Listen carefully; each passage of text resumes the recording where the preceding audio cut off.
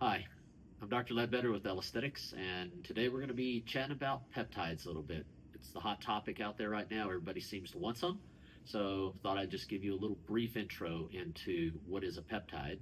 And it's nothing magical, it is literally just a small sequence of amino acids. Keeping in mind, amino acids are just the building blocks of all the proteins we have. The peptides that are out there are usually just short fragments of naturally occurring peptides that we either make or that are found in nature. And I would like to tell folks that not one size fits all. So it depends on what you're trying to achieve. There are peptides for cognition, there are peptides for inflammation, there are peptides for joint and soft tissue healing, and there's peptides for skin, and there's peptides for just about everything. It's almost to the point where there's a peptide for that. Yeah, like there used to be an app for that for anybody that can remember that.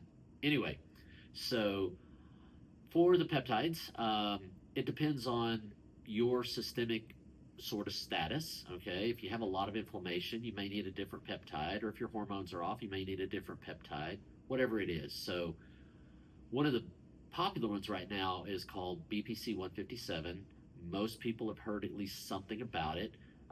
Most people don't understand that it actually has a name for it. It's called body protective compound, and it's 157 is the numerical designation of it, and it's really good for soft tissue repairs, gut healing, inflammation, and things like that. Another popular one is thymosin beta 500, or TB 500, as some people know it by. It's just a small fragment of the full peptide, which is thymosin beta 4, also a naturally occurring peptide, also good for inflammation and tissue repair. One is thymosin alpha, which is a peptide that is more immune related.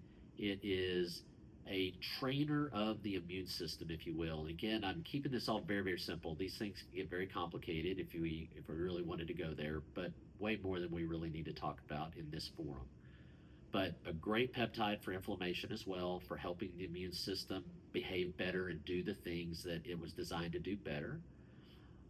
Another one that's real popular right now is called KPV. That's the K stands for lysine, the P for proline, and the V for valine. Again, short peptide, just a few amino acids, but also really good for gut healing, good for inflammation, things like that. One that's popular in our industry right now is the copper peptide. Everybody knows it as a copper peptide. It's called GHK-Cu, and the Cu is the copper part of it. A great peptide for skin health, for helping collagen production, and all of those kind of things. So again, don't think of peptides as like a drug. They're not miracles or anything like that. They're literally just amino acid sequences that signal the body to do what it does better. So it's just turning little levers. It's not really like a drug that's truly affecting a cell specifically or whatever. It's just moving little levers. It's signaling your body to do what it was designed to do. And that's the reason a lot of the peptides are already parts of normally occurring, naturally occurring proteins. I would caution folks too, dose matters, timing matters, and sourcing matters. And in my mind, anyway, I think sourcing is probably one of the most important things. And yes, there's a lot of people that make a lot of good claims out there, but I found so much fraud and stuff in the industry, and it's very difficult to find a truly good source, reputable peptide manufacturer that you can get if you're not paying for it. So I can promise you, if you're paying pretty cheap prices for your peptides, better than good chance it's got some endotoxins. It's also probably got heavy metals. Even if they say it's tested, there's ways to cook those too. AI is very smart about that. So at the end of the day, peptides are wonderful. They are really good signaling molecules and to help your body do what it was designed to do, but they are not a magic pill. They're not the answer to all.